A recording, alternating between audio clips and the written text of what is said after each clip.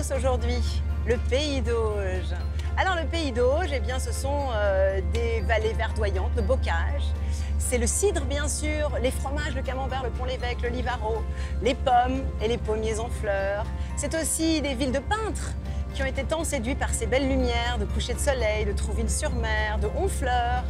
Mais ce sont aussi des marchés. On ira de marché en marché, Saint-Pierre-sur-Dive avec sa magnifique halle médiévale. On ira également à Honfleur pour découvrir le marché bio plus récent. Et puis on ira aussi de recette en recette avec des bulots en clafoutis, de l'andouille en gratin, des pommes en soufflé. Un sacré programme. Un voyage qui devrait nous réserver quelques surprises parce que la Normandie ne ressemble pas forcément à ce que l'on en dit. La preuve, il y fait beau, et même très beau, et très chaud. Bienvenue en Normandie.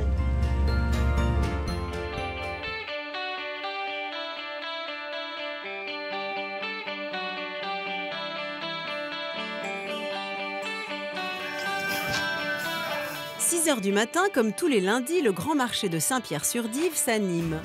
200 commerçants investissent la halle, mais aussi la grande place et les rues du petit village. C'est là que va commencer mon voyage. «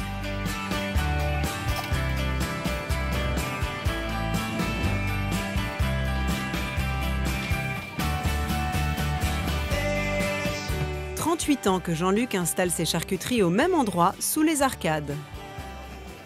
Je fais le boudin chaud le lundi matin et je charge ma voiture. Et voilà. Mais le lundi matin, c'est une journée importante. Il faut se lever le matin de bonne heure. C'est le matin qu'on fait sa journée, c'est ce qu'on dit. Plusieurs fois médaillé pour ses pâtés, son cervelas et son andouille, chez Jean-Luc, tout est fait maison. Côté fromage, son voisin Sébastien est lui aussi un habitué de Saint-Pierre-sur-Dive. Comme tous les commerçants d'ailleurs, qui se connaissent souvent depuis plusieurs dizaines d'années. C'est une ambiance du marché quand même assez particulière et c'est une petite famille, hein, on se connaît tous, on est tous toujours prêts à se filer des coups de main si besoin. C'est vrai que l'ambiance est quand même assez particulière et on peut encore trouver des animaux vivants sur ce marché. C'est un marché qui est vraiment typé campagnard. Un théâtre dont la scène se monte chaque lundi en moins de 2 heures et où chacun a sa place, son rôle et sa spécialité, le plus souvent issu de sa propre production. Nous, on a un parcours un peu atypique, je dirais, parce qu'on a acheté une petite ferme en 1994, mais vraiment pour notre plaisir, pour le bonheur de nos enfants et tout. Et en 1995, moi, j'ai perdu mon emploi. J'ai fait une formation cidricole et on a démarré comme ça avec nos premières 500 bouteilles pour arriver à aujourd'hui à une belle production d'environ 40 000. 9 h, ça y est, après le dernier café et la tartine du matin, la pièce débute.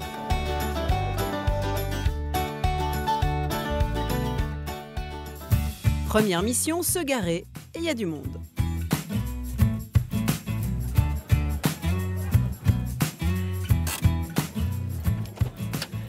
On n'oublie pas le petit panier, et ben nous voilà au marché de Saint-Pierre-sur-Dive. Je crois qu'on est attendu. Et pour découvrir cet étonnant marché, je rejoins Marc, un ami restaurateur canadien installé à Cormeilles, à quelques kilomètres, et Jocelyne, historienne, spécialiste des halles de Saint-Pierre-sur-Dive.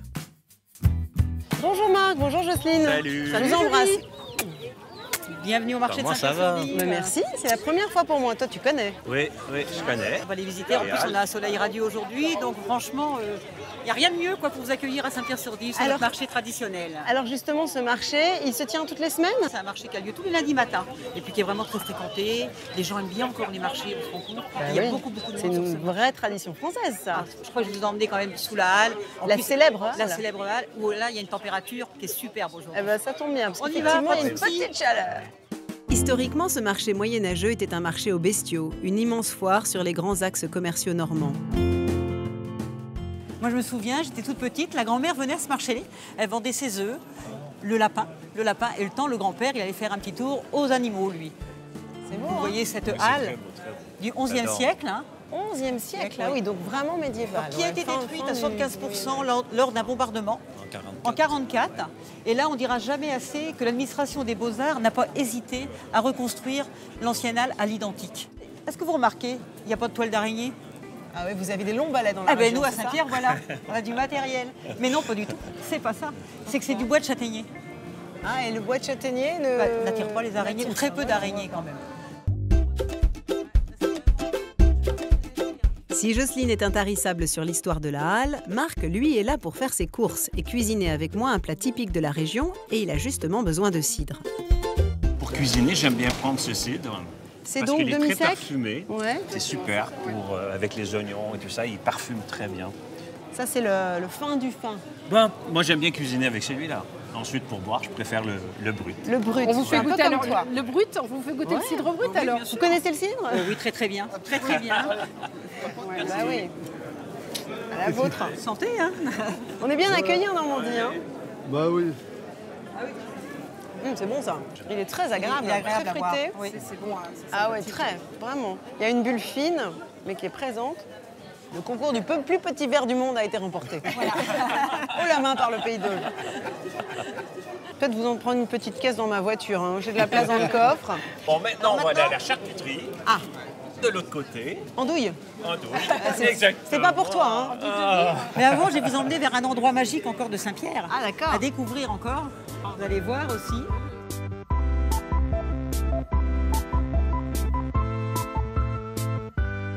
Là, c'était les bouchers qui s'installaient là. Il y avait un marché le dimanche et le lundi. Donc c'est cette partie-là. Hein. Cette partie-là. Et vous Ce voyez comptoir encore, est-ce que vous avec arrivez les à voir comptoirs de pierre. les crochets? Et là, Ouais, les vous voyez les crochets crochets bouchés. derrière? On accrochait la viande sur ces crochets.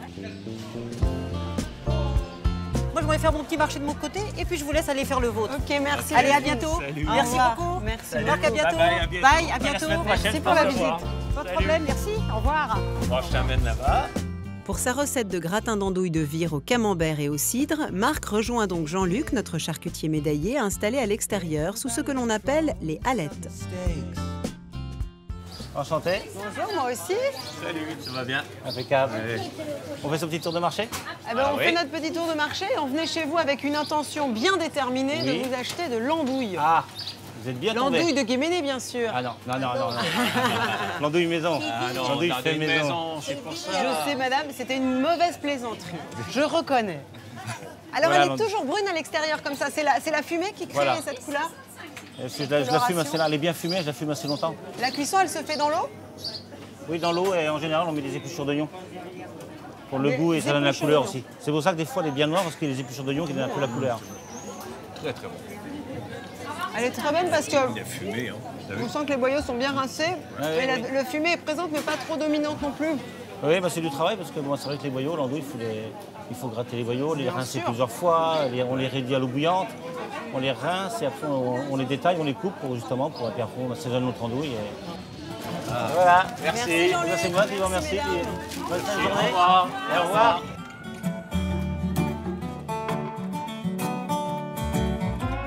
L'andouille dans le panier reste les deux derniers éléments de notre recette, les pommes de terre et le camembert. Et en Normandie, s'il est une chose avec laquelle on ne plaisante pas, c'est bien le fromage. J'ai besoin du camembert et moi, j'aimerais bien avoir le moulin de Carrel, Bien sûr. qui est de la région. Bien sûr. Qu'est-ce qui peut garantir au consommateur l'achat d'un bon camembert? Bah, l'achat d'un bon camembert, déjà, c'est de faire confiance en priorité à son À fromage. son fromager. Là, lui sera apte à vous guider et à vous présenter son meilleur camembert. Mais il faut vérifier quand même qu'il y a écrit camembert de Normandie, Voilà, c'est tout ça? à fait. C'est camembert de Normandie. Hein. Alors Il n'est là- pas fabriqué seulement en Normandie, c'est aussi un camembert de Normandie avec du lait de Normandie. Et souvent, moi y compris d'ailleurs, on tâte le camembert. Est-ce que ça veut dire quelque chose, ça? Alors oui, je vais vous faire voir quand même un petit peu. Dans l'idée de prendre un cours de camembert. Ah oui? Tout est possible dans une vie. Dans les carnets, tout est possible. Il y a plusieurs manières. Moi, j'aurais tendance à faire un peu comme vous. Je fais un peu comme ça, parce que je suis habitué. Et puis comme je finis l'affinage de mes camemberts, je les connais bien, je sais le ressenti qu'ils ont. Simplement, on dit souvent qu'on doit tâter le camembert sur le côté pour voir sur un le peu côté. sa souplesse, etc. Faut Donc qu'il ça- soit souple, hein, on est d'accord. Oui, complètement. C'est l'idée. Si vous voulez un camembert affiné dont on dit à cœur, c'est-à-dire il n'y a plus de blanc du tout, ce qu'on appelle le blanc. Côté plâtreux. Voilà, le côté plâtreux. Il faut qu'il soit à cœur. Donc il faut qu'il soit très souple. Hein. Mais vous voyez, ici, vous avez le véritable camembert affiné à cœur. Plus de blanc. Plus de blanc, que de la crème de camembert. Là, il est ce qu'on appelle à point, il n'y a plus qu'à le déguster. Quand on l'achète chez le fromager, il peut éventuellement être coupé, mais quand on l'achète entier, Oui. fromager ou pas, Voilà. y compris supermarché, on ne peut pas voir. Tout à fait. C'est pour ça que je préconise toujours d'aller voir un bon Voilà. fromager qui va On bien est vous servir. d'accord, on est tout simplement. d'accord. C'est pas un peu dommage de prendre un aussi bon camembert pour cuisiner? si vous voulez vraiment une bonne recette à base de camembert, il faut prendre le meilleur des camemberts pour avoir la meilleure recette. C'est comme le vin pour la sauce au vin, bah, quoi. Je pense. C'est pas parce qu'on le cuit qu'il ne faut pas prendre un... Non, mais c'est une question parce qu'ils sont un petit peu plus chers, forcément. Oui, bien sûr. Mais après... ça se ressent à l'arrivée. Puis je vais prendre de la bonne crème fraîche. Très bien, pour faire la bonne le... crème fraîche. Parce que je vais faire une crème au camembert.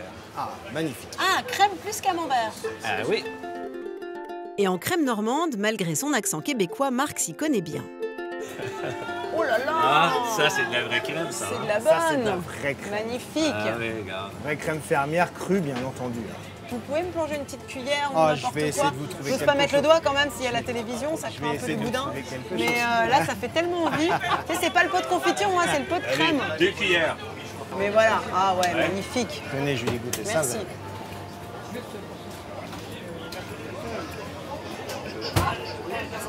C'est très Vous bon. savez, on la mange pas suffisamment nature comme un yaourt finalement, la crème. Bien sûr. C'est dommage parce que quand elle a cette qualité-là, ça se mange sans rien d'autre finalement. Cette crème de qualité, cette qualité-là, quand vous la mangez comme C'est ça, même un peu pas gras fraîche en avec bouche. des fraises de l'époque, là, C'est magnifique. c'est pas très gras, non, pas du tout. C'est magnifique. Ça me rappelle mon enfance. C'est vrai? Ben oui, j'avais un oncle qui la faisait le matin Ah à la bon? campagne et je l'entendais. Qui avait ses vaches? Oui, il y avait le bruit, tu vois. Et le matin, il mettait le pot sur la table avec les fruits frais. Oh, le rêve. Ah, c'est le top. rêve.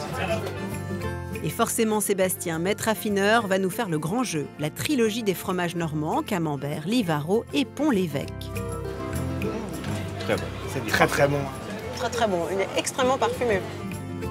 Et ce parfum si particulier du Pont-l'Évêque de Sébastien, on le doit à un artisan de la région. Jérôme Spruit, producteur de Pont-l'Évêque, est installé à quelques kilomètres du marché, à Saint-Philibert-des-Champs précisément. C'est là qu'on fabrique le fromage depuis 1933, puisque là c'est la maison familiale et la fromagerie est dans la maison, c'est toute l'aile de la maison avec les sous-sols. Jérôme a consacré sa vie au Pont-l'Évêque, agriculteur, éleveur, il est à la tête d'un cheptel de 80 vaches.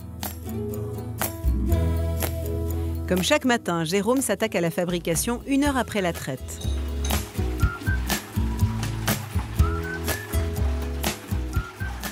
Le lait vient de nos vaches. On a un troupeau qui est 100% vache normande, la race locale. Ce lait provient de la traite du matin. On traite les vaches 2 fois par jour, matin et soir. Et on fabrique avec le lait à température de l'animal, aussitôt après la traite. Après la prise du cahier et l'égouttage, il est temps pour Jérôme et sa femme Françoise de mettre en moule leur Pont-l'Évêque. Ce fromage, eh bien oui, il a un lien familial très fort puisque nous, on est la 3e génération. C'est mon grand-père qui a démarré la production de fromage ici dans cet atelier en 1933. C'est une transmission, c'est de façon empirique. Hein. Avec 400 litres de lait, on fait 120 fromages, ce qui correspond à 3,4 litres par fromage de moyenne. Avec de telles proportions, difficile de rentabiliser le travail. C'est pas un fromage business, c'est un fromage passion. Reste que chaque semaine, notre couple sort un petit millier de Pont-l'Évêque, un fromage qui, avant d'être salé, est déposé sur une grille fine pour lui donner sa forme si particulière. La ligne qu'on voit sur le fromage quand on le consomme, elle vient de là. Jérôme le met ensuite sous papier paraffiné pour l'affiner au minimum un bon mois. On fait un quart de tour tous les jours pour que les arêtes du fromage soient bien anguleuses, bien marquées. Un fromage qui doit rester doux pour donner du plaisir et que l'on dégustera lors de notre banquet. Mais retour au marché où l'on termine nos courses pour notre gratin d'andouille à la crème de camembert. Et en parlant de camembert, Sébastien a un petit secret. Il faut se dire, c'est que le camembert, par exemple, on laisse toujours à l'envers. Ah bon? Mais oui, parce qu'en fait, quand vous ouvrez un camembert, souvent, si vous l'ouvrez de ce sens-là, c'est l'arrière. Il est creux. Il est beaucoup moins joli que ce côté. Et donc, pour qu'il soit toujours très bombé et qu'il développe son arôme et qu'il soit très joli sur la table, ben on a toujours tendance à le mettre. Y compris moi quand je vais le conserver à la maison. Exactement. Tête en bas. Il me fait tourner la tête. Avant de rejoindre les cuisines de Marc, un détour par la halle nous conduit chez l'un des maraîchers bio de la région. Spécialiste des pommes de terre, mais aussi des salades, et entre nous, une petite salade avec notre gratin d'andouille à la crème de camembert, cela ne devrait pas faire de mal. La terre du Pays d'Auge, elle est quand même assez fertile, elle est propice à la culture des légumes, non? La terre, oui, le temps, non. Le temps, non? Trop de pluie, c'est ça? Oui. Ah oui. C'est super. Qu'est-ce que c'est cette salade? C'est une millefeuille. Millefeuille, j'avais vu ça. La millefeuille, voilà. C'est parce qu'elle a énormément de feuilles. Bah oui, absolument. Et pour la préparer, vous prenez votre couteau, vous faites un cône. Ouais. Et toutes les feuilles tombent d'un coup. Oh, puis c'est et original. on a aussi en millefeuille, on a ça. Alors qu'est-ce que c'est? C'est pas une frisée, ça? Non, non, non. C'est Et quoi? on l'a en verte et en rouge. À l'origine, c'est une batavia. On la coupe comme ça. On n'a pas à les feuiller. Il n'y a pas de cœur. Ah oui. Très efficace. T'as un sac à main? J'ai mon chapeau, mais je peux peut-être trouver mieux. Mais je veux bien du coup, merci. T'auras la tête au frais aussi. Formidable, hein, ils vendent les l'avantage. salades, ils les cultivent, ils les vendent et ils les préparent même. Bah, faut tout faire pour avoir des clients. Vous pourriez les laver quand même, vous charriez. Hein. Ils sont très jeunes. Allez, le panier bien rempli, il est temps de cuisiner. Direction le Breuil-en-Auge, dans la campagne normande, pour rejoindre la maison de Marc, installée à quelques encablures de la mer. Bon, on a tout ce qu'il nous faut. Ah oui, là, on a tout ce qu'il nous faut. On prend une petite poule dans la voiture, histoire de faire couleur locale. Oui. Parti. C'est parti. En sortant de l'école. Nous avons rencontré un grand chemin de fer qui nous a emmenés tout autour de la terre dans un wagon doré. Est-ce que tu mélanges parfois un peu la culture québécoise et la culture normande dans la cuisine? Tu utilises le sirop d'érable? Oui, parfois, pour surprendre mes invités. Avec quoi, par exemple? Parce qu'avec les pommes, ça marche. Même avec le camembert, ça va être bon. C'est bon aussi juste pour la vinaigrette. Ouais. Une petite cuillère de sirop d'érable, c'est super. Ah, que tu intègres à ta vinaigrette, oui. C'est une bonne idée. Oui, ça donne une petite touche. Au programme, un gratin typiquement normand dans une maison encore plus normande, au milieu du bocage, normand forcément.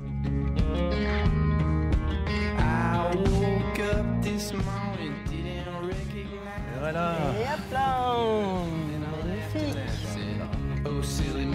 Reste que notre cuisinier du jour est québécois et je suis impatiente de voir comment il allie les deux cultures dans cette recette. Un peu comme une sorte de tartiflette normande. Fait. Exactement. Exactement tu ça. couvres avec le camembert et ça fond à l'intérieur. Eh oui, et on va mettre la crème ensuite. Première étape, la cuisson des pommes de terre. Elle se fait à l'eau. Je mets toutes les patates. Tu mets tous les patates. Les petites patates. Pendant 25 minutes, le temps de s'occuper des oignons rouges. J'en utilise combien, à ton avis? Ils sont gros, hein? Ah, tu en mets au moins 3, oui. Au moins 3, ah oui. Pourquoi utilises-tu les oignons rouges? Tu les veux un peu sucrés, c'est ça? Bah, surtout, c'est parce que j'aime bien avec le cidre. On va avoir plus la saveur du cidre qui va ressortir grâce à l'oignon. Ouais. D'accord. Parce qu'un oignon trop fort, après... Oui, je comprends. Des oignons épluchés, puis taillés en lamelles pas trop fines, que Marc fait ensuite fondre dans un bon morceau de beurre. On va passer au meilleur maintenant. Alors, on va sortir le cidre. Du cidre bio acheté sur le marché de Saint-Pierre-sur-Dive avec lequel Marc va déglacer ses oignons. On est généreux. Oh bah tiens, allez. On a une réputation, nous. Est-ce que pendant ce temps-là, tu veux que je taille l'andouille? Ah bah oui. Alors. On va préparer l'andouille. En quantité, tu prends quoi? À peu près temps pour temps, autant de prendre de pommes de terre que d'andouille? Oui. Dans le même plat, poids. ça va donner environ la même chose. Peut-être pas en poids, mais ça va donner, j'en mets autant, oui. Alors, dis-moi ce que je dois faire. Des rondelles? Oui, des rondelles, c'est... Quoi, un demi-centimètre, un peu plus? Ah, comme ça. Centimètre? Oui, comme ça. D'accord. Tu retires la peau autour ou pas? Moi, j'ai pas trop l'habitude de l'andouille. Lui, on va l'enlever. On l'enlève? C'est mieux. Je pense, parce que Ouais. sinon, j'ai peur que ça fasse un peu caoutchouc. Les pommes de terre pré-cuites à l'eau sont ensuite débarrassées de leur peau et découpées en tranches d'1 centimètre. Marc s'attaque à sa fameuse crème de camembert. Ce n'est pas compliqué, un pot de 500 ml de crème et un demi-camembert. Tu mets tout, hein, tu ne retires pas la croûte. Ah non. Surtout pas. Surtout pas. C'est là qu'est le goût. Une pincée de poivre et l'on met à chauffer. 10 minutes plus tard, tout est prêt et il n'y a plus qu'à assembler. Je vais mettre une bonne couche de pommes de terre. Ensuite, on va mettre la couche d'andouille. Avant l'andouille, Marc intègre quelques oignons déglacés au cidre. Ouais, tes oignons, ils sont encore un peu fermes. C'est comme ça que tu les veux, hein. Ouais. Faut pas qu'ils soient trop compotés, trop fondus. Faut qu'ils aient un petit peu de mâche, comme on dit. Puis l'andouille, sa crème de camembert et comme on est en Normandie... Pour faire gratiner ensuite le camembert. Alors ça, c'est le prototype du plat de régime, on est d'accord? Ah oui, oui. Ça, c'est super. C'est parfait pour affronter l'épreuve du maillot. Allez, on enfourne et moi je vais mettre la table. Oh. Un four bien chaud à 200 degrés pendant 20 minutes. Pour cette tartiflette normande, il vous faudra 1,4 kg de pommes de terre à chair ferme, 500 g d'oignons rouges, 10 centilitres de cidre demi-sec, 60 g de beurre, 1 kg d'andouille de vire, 500 ml de crème fraîche et de camembert. 20 minutes plus tard, voilà le résultat. Oh, attends, bouge pas, je fais une photo, c'est trop beau. Hop, ça, il faut immortaliser ça, parce qu'après, on va l'attaquer grave. Alors. C'est sous les pommiers que l'on s'attaque à notre plat. Quand il fait 35 degrés, nous, on mange un gratin d'andouille au camembert. On est comme ça, nous. Eh oui. Hein? Bah, tu vois, on la se laisse pas Normandie. impressionner par la météo. Et je dois dire que même en n'étant pas vraiment fan de l'andouille, le mariage de cette charcuterie normande et du camembert est une bonne surprise. En fait, j'aime l'andouille. Enfin, j'aime l'andouille au camembert, en tout cas. Maintenant. Avec tes petits oignons, tu vois. Mais franchement, tu vois, sur le papier, l'andouille au camembert, j'aurais pas. Non? Non, j'aurais pas misé dessus. Ça marche très bien. Sébastien avait raison en disant qu'il fallait prendre un bon camembert parce que tu le dilues dans la crème finalement. Donc s'il n'a pas de goût au départ, ton plat n'a pas de goût. Et du coup, là, le camembert est très doux. Allez. Un coup de cidre sous le pommier, c'est parfait. Trop bon. Tout à notre recette, on en a même oublié la salade millefeuille de nos sympathiques maraîchers. C'est sur ces notes de cidre et de gratin que se termine ma première journée en Haute-Normandie. On retrouvera Marc, bien sûr, pour notre banquet.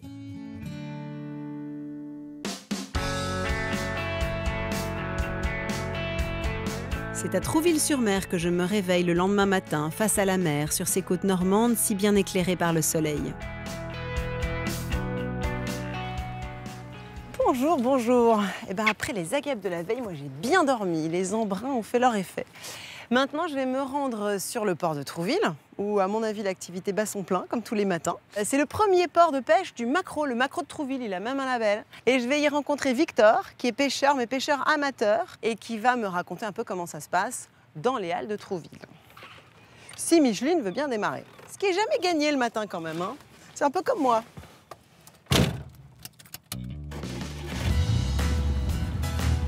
On est des championnes.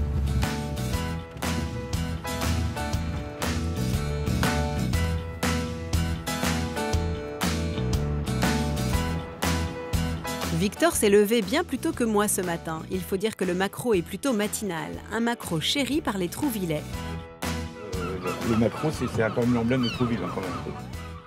C'est à 6 h du matin avec ses copains Karl et Eric qu'ils ont pris la mer en sortant de la Touques, cette rivière qui sépare Deauville de Trouville. Après la sortie des Passes, cet endroit où la mer vient déferler sur les hauts fonds de la côte, nos 3 pêcheurs sont vite sur leur site de pêche. Les professionnels partent au large. Et nous, on va pêcher à 300 mètres, Eric. Ouais, on passe. Le maquereau, il faut aller au bord. Il faut pas aller loin en mer. Et pour trouver l'endroit précis, Victor a sa technique. Au niveau des oiseaux, quand vous voyez, par exemple, vous êtes à 50 mètres, puis d'un seul coup, il plonge. Donc le poisson est là. Pas beaucoup d'oiseaux ce matin, il faut dire que la météo était plutôt agitée cette nuit. Mais nos copains comptent sur leur mitraillé pour sortir du poisson. Là, vous avez un plomb. Je prends des petits hameçons avec des petites têtes fluo et ça excite le poisson. Combien il y a de fond, Eric? 8 mètres. 8 mètres, la profondeur idéale pour pêcher ces fameux maquereaux, et en amateur averti, il ne faut pas longtemps pour sortir les premiers poissons à la robe argentée. Victor. Oh, super. Karl, bravo. Alors, hop, attention. Eh ben, ça, il s'est décoché voilà. tout seul. Voilà les maquereaux de Trouville. C'est magnifique, elle a une très belle robe. C'est un très beau poisson. Fiche. Poisson. En 15 minutes, le panier se remplit, la pêche est rapide et cela tombe bien car il est temps de rentrer au port. Et voilà, bravo maquereau. On va remonter les cannes et puis on va y aller. Absolument. On est obligé de suivre les marées. Sinon, après, on est coincé en mer, quoi. Et oui, la marée assèche le port de Deauville 2 fois par jour, alors il ne faut pas traîner pour rejoindre le marché aux poissons et les fameuses halles trouvillaises qui font depuis 1936 la réputation de ce port de pêche.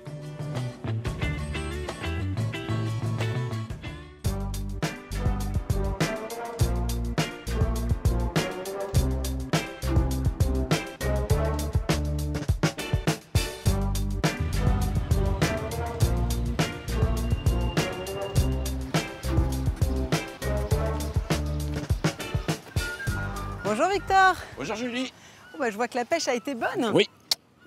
C'est super, tant mieux. Quelle est la saison de pêche d'ailleurs pour le maquereau de Trouville? Juillet, août, septembre.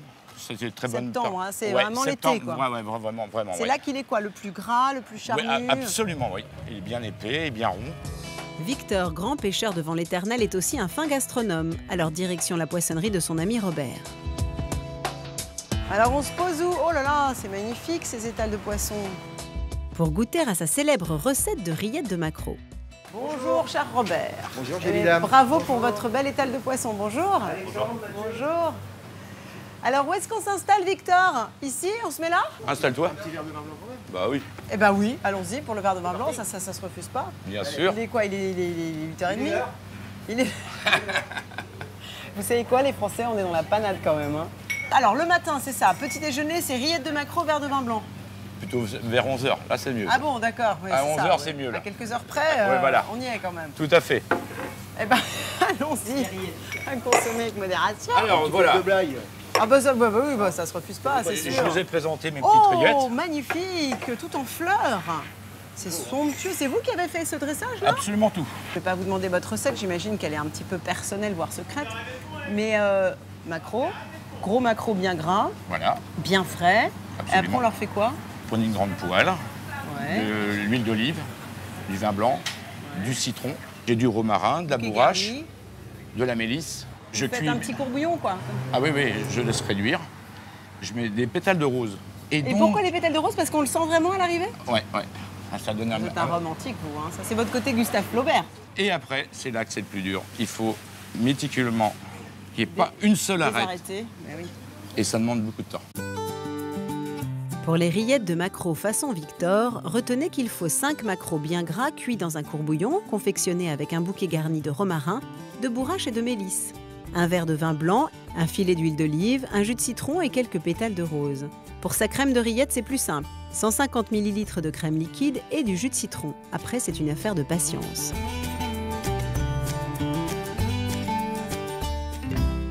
Allez, on goûte et pour la petite histoire, c'est un plat médaillé que Victor m'a préparé. C'est le maître de la rillette. Oui, c'est ça. Ouais. Mais alors, il y a un concours de rillettes de maquereau à trouver et il paraît que vous avez même remporté le premier prix. J'ai vu la dernière. Eh ben, je suis bien content. Eh ben, bravo, félicitations. Je suis sûre que c'est mérité. J'ai pas goûté, mais en tout cas, ça a de la gueule. Bon, on m'a dit vin blanc, je fais vin blanc. Hein. Oui, merci beaucoup. Moi, j'ai l'habitude de m'adapter aux traditions locales. Oui, fallait pas me chercher quand même sur le vin blanc du matin. Alors, c'est drôlement joli, drôlement bon. Très bon. Moi je vais goûter quand même parce que là... Ah Robert, faudrait pas louper ça. Les rillettes de Lockerdam c'est quelque chose. Ouais. Si l'air le fait, me loucher même avec le moque. Alors, voyons voir. Tu t'es pas servi un peu de vin blanc? Ah bah non, du coup j'ai pas servi Robert. Hop, Blue, c'est parti. Merci. Normalement c'est les hommes qui servent les femmes. Ah bah oui, c'est comme ça. Maintenant les hommes cuisinent, les femmes servent le vin, c'est n'importe quoi. Non, c'est pas mal non plus. C'est pas mal aussi, hein. Comme ça tout le monde sait tout faire. Alors, est-ce qu'elles sont aussi bonnes que d'habitude? Ouais. Je dirais même qu'elles sont peut-être encore un petit peu plus meilleures, mais un petit peu plus. Ouais, mais parce qu'on les démons les mange entre copains. Beaucoup d'amour. Et c'est vrai que Victor y passe du temps et met beaucoup d'amour à faire ses rillettes. En parlant de temps qui passe, c'est le moment pour moi de rejoindre Isabelle pour faire ensemble un drôle de clafoutis, un clafoutis au bulot. C'est les fameux bulots de la baie de Granville, voilà. Quoi. C'est la capitale du bulot, Granville. Et oui, je sais. Ça vous donne ça pour 1,5 kg.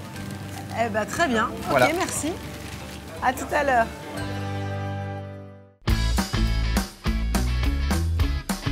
Les bulots dans mon panier, direction Honfleur pour notre prochaine recette. C'est par la route de la côte que je vais rejoindre Isabelle.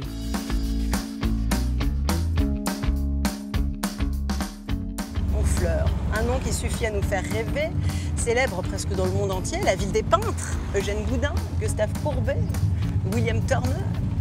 Et au-delà des peintres, figurez-vous que la ville est célèbre depuis 20 ans pour son marché bio. Et nous, on va y retrouver Isabelle. Isabelle va nous préparer un clafoutis de bulots, un truc fou, tout est possible en Normandie.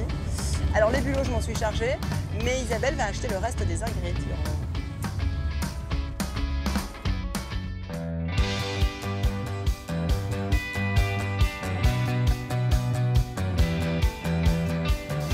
Né il y a plus de 20 ans, le marché bio de Honfleur a lieu tous les mercredis matins. Véritable institution pour les amateurs de produits issus de l'agriculture biologique, il rassemble au pied de l'église Sainte-Catherine tous les producteurs de la région. L'église Sainte-Catherine, datant du XVe siècle, est construite tout en bois. Pour la petite histoire, c'est la plus grande église de France construite en bois avec un clocher séparé, qui doit en théorie attirer la foudre ailleurs que sur les fidèles. Mais Isabelle n'est pas là pour faire du tourisme. Elle a rendez-vous comme à son habitude chez une autre Isabelle, maraîchère celle-ci.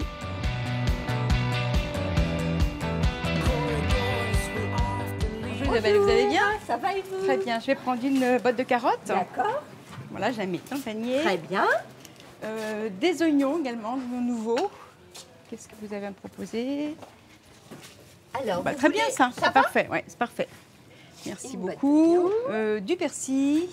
Voilà. Si Isabelle se sert ici, c'est avant tout pour la qualité des produits de notre maraîcher. 30 ans que la famille Delaporte produit des légumes bio. On essaye de diversifier au maximum et de privilégier les variétés peu cultivées, les variétés anciennes. On tend vers la biodynamie aussi, avec les dynamisations et le fait de suivre le calendrier des semis, le calendrier lunaire biodynamique. Au jardin, situé quelques kilomètres plus loin, dans la ferme du château de Villerville, c'est le mari d'Isabelle qui officie. Une histoire de famille où l'on vit au rythme du calendrier lunaire qui définit le temps des semis comme celui des récoltes. Donc quand la lune passe devant une constellation, mettons si elle passe devant la constellation du Taureau, la constellation du Taureau c'est une constellation qui est liée à l'élémentaire, et là on constate que les racines sont favorisées, quoi. Quand on taille nos tomates par exemple, on les taille un jour fruit. Si on les plante un jour fruit. Et mettons, demain, on passe un jour racine. Là, je vais semer des radis, je vais semer du navet. Une méthode complexe qui a surpris bon nombre de Normands de la région. Quand on s'est installé, on était pris pour des sorciers ou des rigolos. Mais qui, 13 ans après, a fait ses preuves. Été comme hiver, la production est remarquable, sans aucun intrant chimique. Toute cette herbe qui pousse partout est transformée en humus. Et c'est la base de la fertilité de nos planches. On cueille au fur et à mesure simplement des besoins. Donc là, c'est des pommes de terre toutes nouvelles. La peau ne tient pas du tout, quoi. Il n'y a pas de peau à peu près en épaisseur. Et donc là, évidemment, on mange tout, quoi. Prochaine étape pour la famille Delaporte, l'abandon du tracteur pour la traction animale. Mais ça, c'est une autre histoire.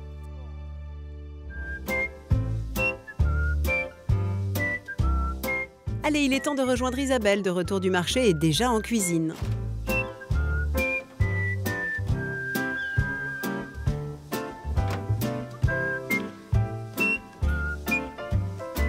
C'est dans la jolie maison d'hôte de sa meilleure amie que l'on va s'attaquer à sa drôle de recette.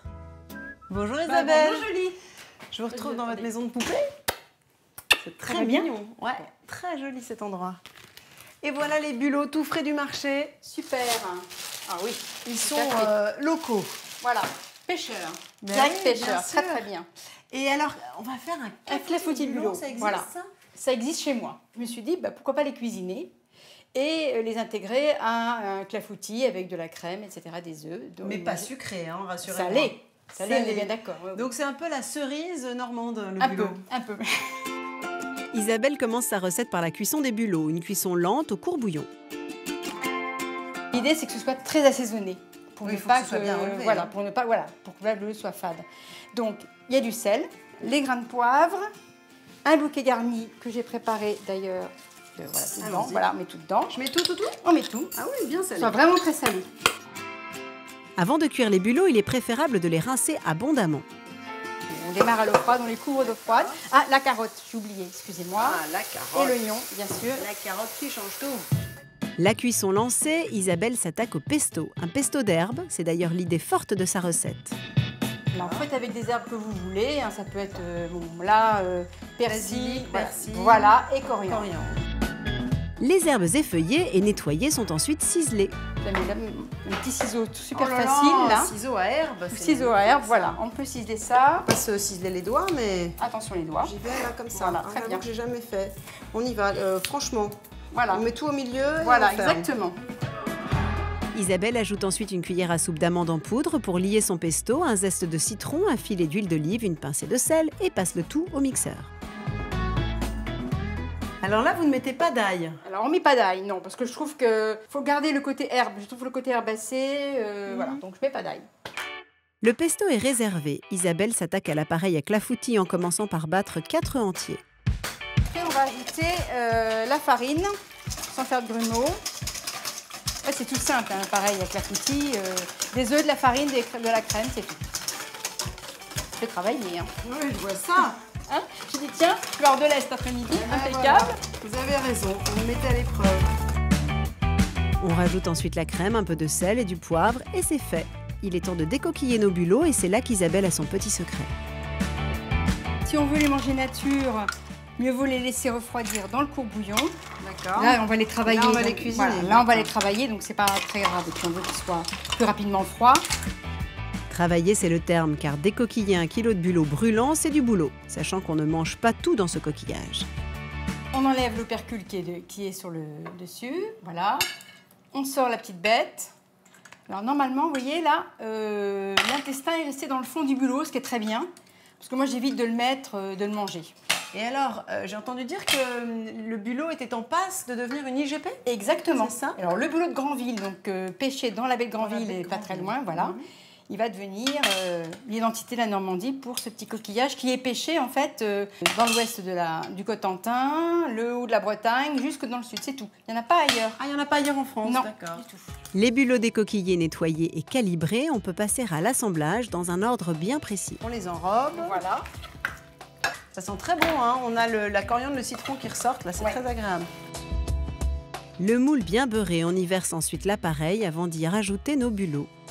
On les plonge délicatement dans l'appareil. Il n'y a pas d'ordre. étoile, Non. Là, là, vous faites ça trop bien. Je dis, c'est trop bien. Ça peut être moins bien. L'idée, c'est que simplement, ils ne soient pas superposés pour qu'ils cuisent à peu près de la même façon. On va dire que voilà. Et voilà, on place ensuite le tout au four à 180 pendant 35 minutes. Vous voulez que je mette ça sur la plaque plutôt? Non, sur la grille, c'est sur bien. la grille. Ouais. Alors, plutôt en haut. Voilà. Pour réussir ce clafoutis au gastéropode de la mer, il vous faudra 1 kg de bulots crus, du sel, du poivre, un bouquet garni, un oignon, une carotte pour le courbouillon, mais aussi un bouquet d'herbes, un zeste de citron, une cuillerée à soupe de poudre d'amande et de l'huile d'olive pour le pesto.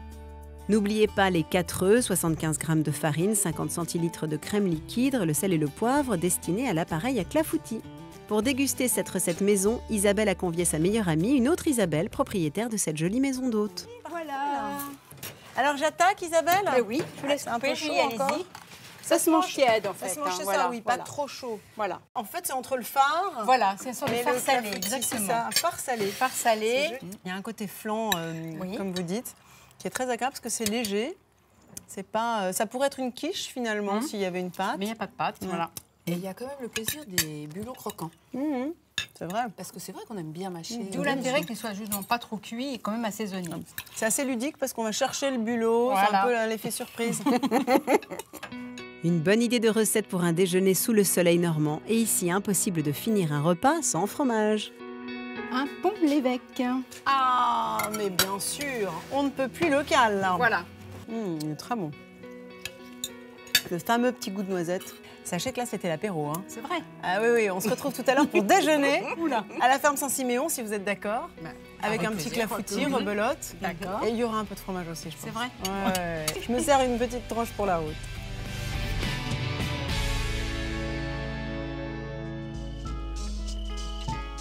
Et en parlant de notre déjeuner, il ne manque que le dessert. C'est Jean-Marc qui va nous offrir cette dernière recette. Un dessert typiquement normand, mais qui fait aussi partie de la grande cuisine française.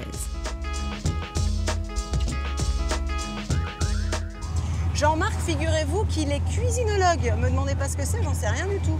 Je sais qu'il est un disciple d'Escoffier, donc j'imagine qu'il maîtrise bien son sujet.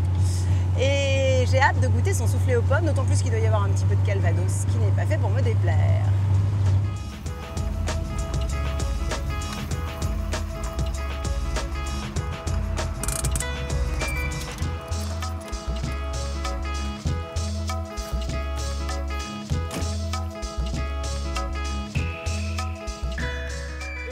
Bonjour Jean-Marc.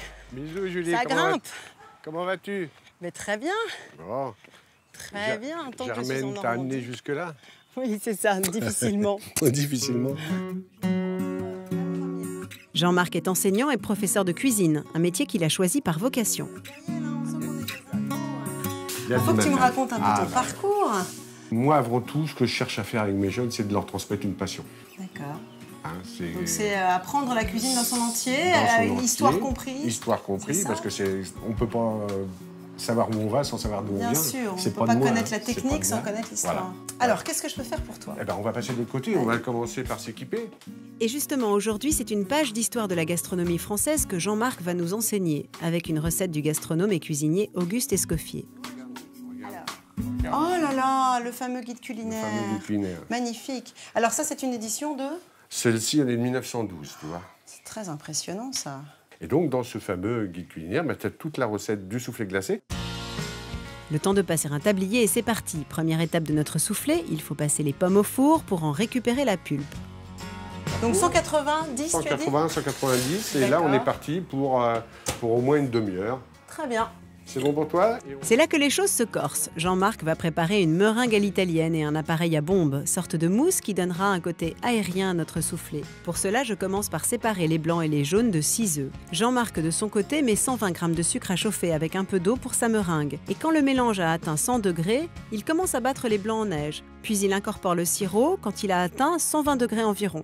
Ce que je préconise aussi, c'est de laisser un petit peu le sucre reposer 20 secondes, simplement que les bulles aient fini d'éclater pour avoir le sucre qui va être plus fluide à couler dans notre préparation. Voilà. Et moi, pendant ce temps-là, je suis parti sur mon appareil à J'ai bombe. l'impression de passer mon CAP pâtisserie.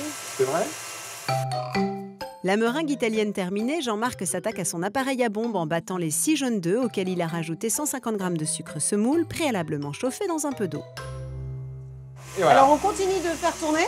Jusqu'à complet refroidissement. Ah d'accord. Il est temps de récupérer la pulpe de nos pommes qui ont cuit au four en enlevant bien sûr les pépins. Et la peau, pour l'instant, la peau, il faut la garder précautionneusement. Précautionneusement. Okay. Parce qu'après, tu vas devoir récupérer la peau, justement. Et la partie de la peau, tu vas la couper en petits filaments. Jean-Marc prépare une crème fouettée dans un saladier refroidi au préalable. De mon côté, je rajoute une cuillerée à soupe de calvados dans la pulpe de pomme qui sera ajoutée à l'appareil à bombe. On sait que le Normand est généreux, donc voilà, ça va être parfait. La meringue à l'italienne, l'appareil à bombe et sa pulpe de pomme et la crème fouettée bien montée composeront notre soufflé. Reste à cercler nos moules avec un papier sulfurisé qui permettra au soufflé de monter tranquillement et régulièrement. Astuce, le cerclage se fait par l'extérieur, évitant ainsi un démoulage risqué. Donc dans l'ordre, ça va être l'appareil à bombe en premier. D'accord? Je te laisse faire, mettre dedans. Ouais. Alors, ça, on rajoute ça tu mets dedans et là... Donc, oui, parce que sinon, ça nous obligerait à trop remuer la meringue, c'est ça, hein, et elle risquerait de retomber. Voilà. Un petit peu de moelleux. Voilà, tout à fait. On incorpore donc nos blancs. Nos blancs. En meringue, donc on voit bien, hein, une meringue bien belle, bien lisse, bien brillante. Magnifique. Hop. Hop là. Voilà. Voilà, une fois que tu as dilué la masse, comme on dit, hop. Les moules sont ensuite garnis aux 2/3 en ayant déposé un biscuit à la cuillère au fond, imbibé de pommeau bien sûr. Finalement, tu prends les bases, et notamment celle d'Escoffier, bien sûr, et après, ça n'empêche pas d'inventer, de réinventer. C'était sa méthode à lui aussi. Mais il l'a dit, dans la préface du guide culinaire, il dit d'autres viendront et feront évoluer la cuisine qui ne cessera d'être un art. Ouais. Et ça, cette dernière phrase, j'aime beaucoup. Et c'est parti, pas de cuisson, mais un congélateur pendant 48 heures pour nos soufflés glacés. Mais rassure-moi, t'en as fait d'autres pour notre banquet? Ah bon, parce que là, je suis un coup de chou. Bon, c'est super. Eh ben, écoute, j'ai hâte de les goûter. Tu sais quoi ? Vraiment. Pour réussir comme Jean-Marc la recette du soufflé glacé aux pommes du Grand Escoffier, il vous faudra 6 jaunes d'œufs, 150 g de sucre semoule, 6 centilitres d'eau pour l'appareil à bombe, mais aussi 6 blancs d'œufs, 120 g de sucre et 6 centilitres d'eau pour la meringue. Et enfin, 375 centilitres de crème, une pomme, 100 g de sucre, 20 centilitres de pommeau et quelques rasades de calvados pour la crème fouettée. N'oubliez pas les 8 biscuits à la cuillère. Ah, oh là là, magnifique. On a même droit à la dégustation avant le banquet, c'est merveilleux. Oui, mais ça, faudra dire à personne. C'est que entre nous. C'est notre histoire à nous. Tu as rajouté donc le cacao. Donc j'ai mis un petit peu de cacao dessus. Pour un effet cuisson. Pour un effet cuisson. Pareil, on est sensiblement sur la même chose. Délicieux. Ça te plaît? Et je trouve que le chocolat apporte, enfin le cacao plus précisément, apporte une note de légère amertume qui est très agréable. Qui fait ressortir. Et tu as vu les petits morceaux de pommes à l'intérieur, ce petit croquant? C'est délicieux. C'est très très fin, c'est très bon. Et puis, ça me fait ce qui est important aussi, c'est que c'est pas une recette très chère. De la pomme, de la crème, des œufs, du sucre. Point. Bah ouais, c'est pas mal parce que ça en jette quand même. Hein.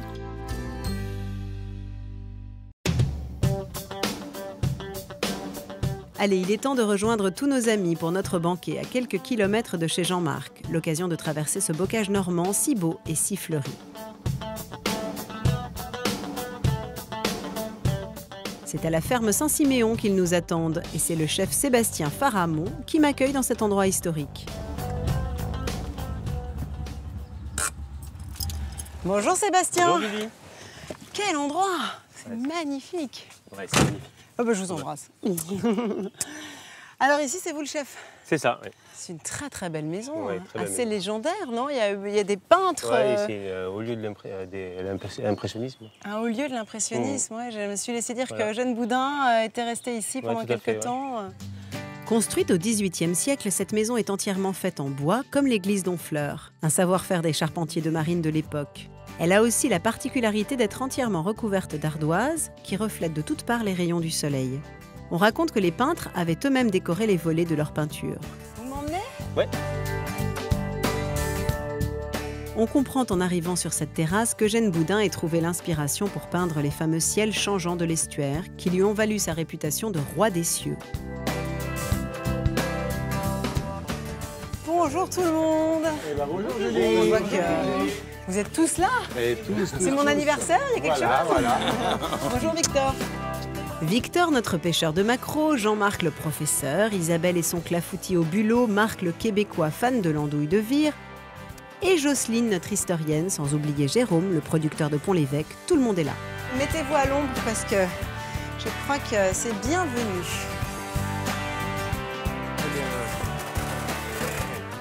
Ah, quelle merveille. On commence avec une spécialité du chef. Oh là là, magnifique. Alors attends, il faut que tu nous expliques un petit peu là, Sébastien. Donc là, on a un maquereau légèrement fumé et grillé, accompagné de pickles de concombre. Dessous, il y a une rillette de maquereau avec du fromage blanc et des groseilles. Et on va arriver avec une eau glacée de concombre et basilic. Oh, waouh, très joli, puis très frais. Délicieux. Merci. Super.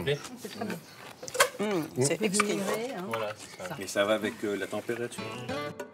Si le plat du chef nous en a mis plein la vue, dans un registre plus modeste mais néanmoins étonnant, le plat d'Isabelle va avoir aussi son petit succès.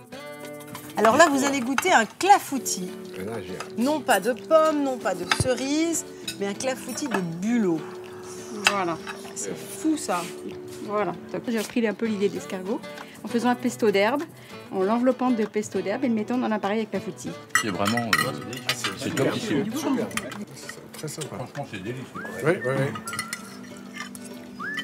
Sébastien, tu as le temps, toi, d'aller au marché un petit peu? Ouais, moi je vais le dimanche matin à Trouville. À Trouville, Ouais, hein. il est magnifique. Le fameux marché aux Ouais, poissons. vraiment.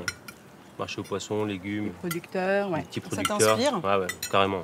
Et alors, moi, j'ai quand même eu la chance de visiter, notamment grâce à vous, 3 beaux marchés, que ce soit Honfleur, Trouville et Saint-Pierre-sur-Dive. Mais est-ce qu'il y a d'autres marchés dans la région incontournables qui ont des spécificités? Pont-l'Évêque est un Pont-l'Évêque, marché important c'est du vrai. lundi matin parce que la ville de Pont-l'Évêque, voilà, c'était vraiment le lieu de rencontre de toute la campagne. Le carrefour. Ah, le carrefour. Je connais des gens qui ne sortent pas de leur petit village de Saint-Hilaire Ah oui, ou oui, à côté. Ils d'accord. vont. C'est la seule sortie de la Il a toujours été le lundi. Toujours Le lundi, bah, comme le Comme vôtre. chez nous, finalement. Et en parlant de marché, il est temps de passer au gratin d'andouille confectionné avec les produits achetés à Saint-Pierre-sur-Dive. Gratin d'andouille au camembert, ça vous parle à tous? Ah Ça, oui. je crois que c'est un classique hein, quand même. Hein. Dans la région, qu'est-ce qu'on a des bons produits? On est gâtés. C'est magnifique. On est gâtés. Il vous plaît le gratin? Ah, c'est fabuleux. Et l'andouille est très bonne. Un plat qui étonne quand même Jérôme, notre fromager. Crème et fromage. On interdit dans nos familles de cuisiner les fromages. Ah bon? Parce qu'on considérait que c'était un produit noble et qu'il fallait surtout Ah pas. oui, d'accord. Intéressant. Et le fait de l'avoir rencontré des grands chefs m'a fait découvrir que oui, finalement, ça se C'était pas cuisinait dénaturé. bien. Et ils m'ont toujours dit, mais oui, mais si on met un bon fromage, on aura un très bon produit derrière, une très bonne sauce. Et justement, pour apprécier le goût bien affiné du fromage, Jérôme a apporté 2 Pont-l'Évêque. Il y en a un qui a 42 jours et l'autre qui a 33 jours. Donc 42 jours, c'est le stade le plus On va poussé être de l'affinage. au stade optimum, mais on peut l'emmener beaucoup plus loin, il n'y a aucun souci. Et alors comment on affine, en l'occurrence, un Pont-l'Évêque? C'est la Alors il y a une meilleure technique méthode. toute simple qui est à faire chez soi, c'est de l'envelopper dans une feuille de papier journal. Et il faut le garder entre 11 et 14 degrés. Mais le papier journal, il a quel effet Eh bien, il empêche la condensation autour du fromage. Il absorbe l'humidité. Voilà. Merci beaucoup. Hop. Alors, est-ce que c'est une hérésie de boire du vin rouge sur un Pont-l'Évêque? Moi, spontanément, j'aurais pas choisi du vin rouge. Mais... Voilà, mais vous avez entièrement raison. Le bon accompagnement, personnellement, c'est le cidre. Parce que le cidre est un pétillant. Et comme c'est un fromage qui est assez gras, le cidre vous dégraisse le palais. Je suis les conseils de Jérôme et opte pour un verre de cidre qui accompagnera à merveille le dessert de Jean-Marc. Ce qui est drôle, c'est que quand tu le sers, on a l'impression d'un tiramisu. Et puis, on a vraiment la surprise de cette pomme très présente. Qu'en dit le chef? Très très bon. Ah ouais, franchement, délicieux. Je pense que le soufflé Jean-Marc va bientôt être à la carte de la ferme Saint-Siméon. Ah, c'était sublime. Non, franchement, c'était très très bon et très joyeux. J'espère que vous avez aimé ce séjour dans une Normandie rayonnante, ensoleillée, inspirée, exigeante, généreuse, que je vous ai donné envie de venir ici, de m'emboîter le pas. Et puis surtout, retenez une chose, c'est que si vous avez envie de passer un petit séjour en Normandie, il vaut mieux aimer la crème et le cidre. Salut!